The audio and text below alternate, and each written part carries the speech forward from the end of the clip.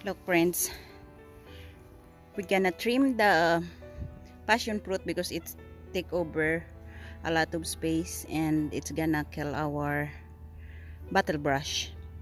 So we need a bottle brush for the bees so they can pollinate our plants, because these passion fruits never give us a single fruit. It's keep on flowering but no fruit, so we're not really a big fan of this one. Maybe we need another one.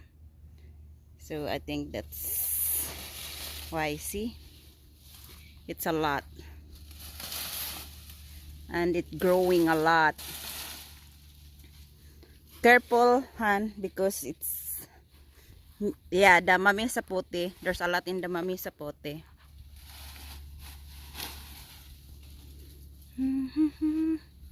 So that's what it looks like now.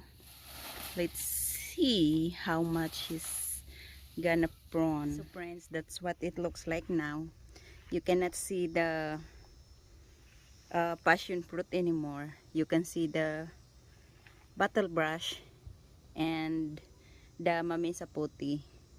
So he only left one vine here. You see there at the back, that one, he don't leave much.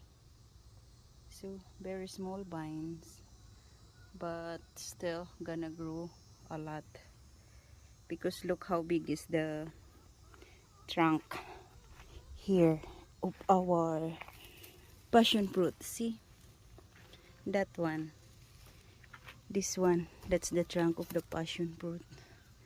Look, still look healthy. So that's it, what he left for our passion fruit.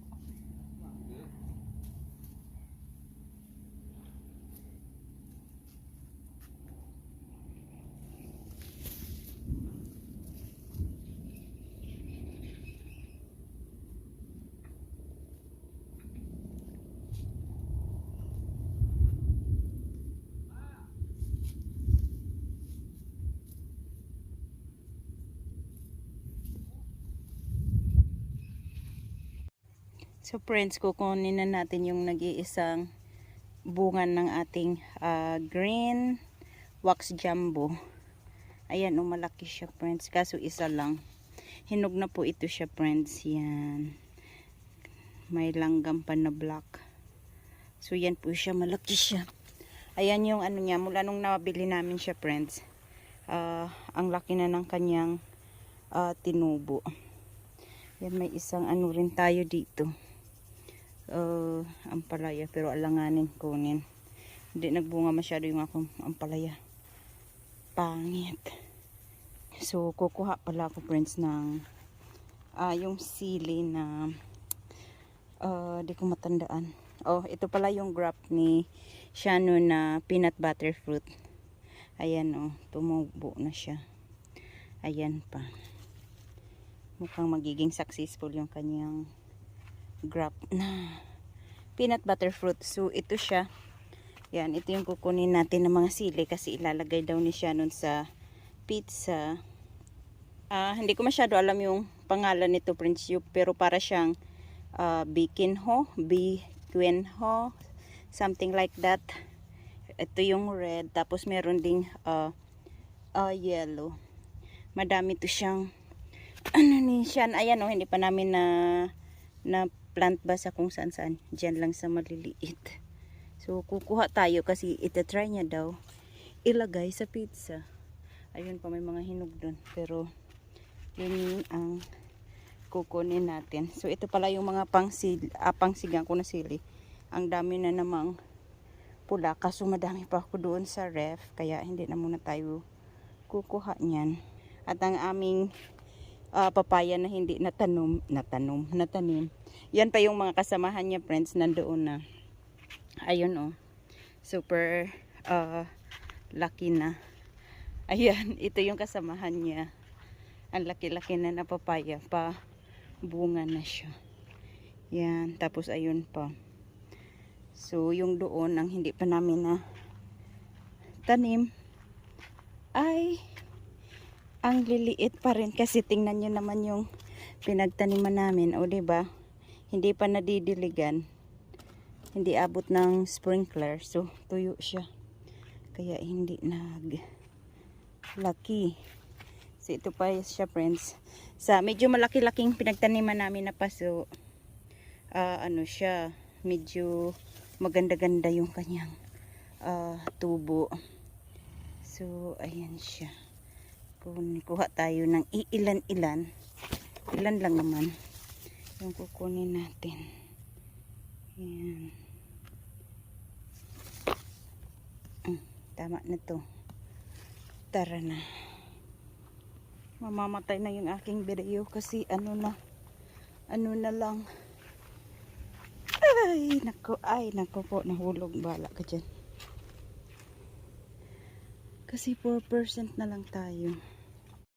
Friends, we got our first sugar apple. Ripe sugar apple. Come, let's try it. That's our very first sugar apple on this tree. Yeah, first fruit. Let's see if it's sweet. Careful. It's not that big. Yeah, it's Yeah. good for me. How about this one? Look at that one. If That was that's bigger. No, nah, not yet. no, How about that one there? no. It's still blue looking. Blue looking. It's not much fruit in here. Those. Okay, let's try it here. There. Wait.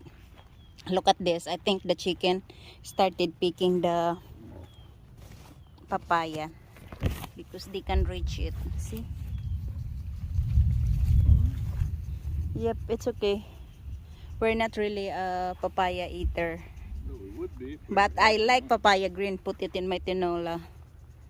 Tsaka yung ginataan. Come on, let's eat the sugar apple. No, you. They're in the table.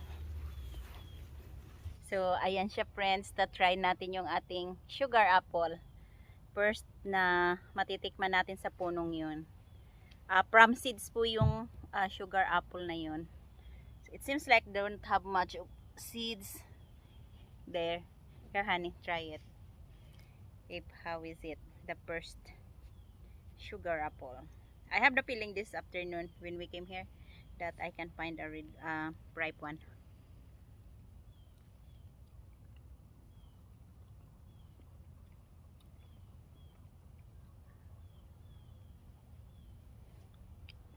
Like the usual one, but I think the other three is sweeter than this one. Yeah, sweet.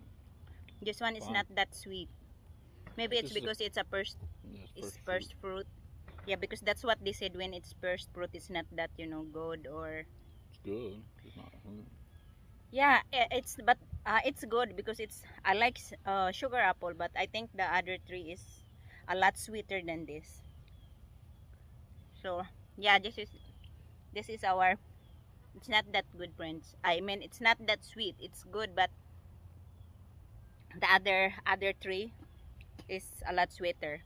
But the other tree, it has a lot of fruit, but they're not ripe yet. So this one maybe, I don't know.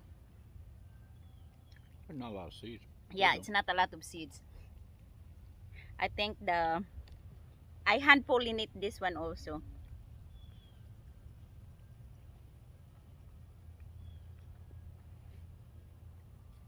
But I think we only got like 5 fruits, right?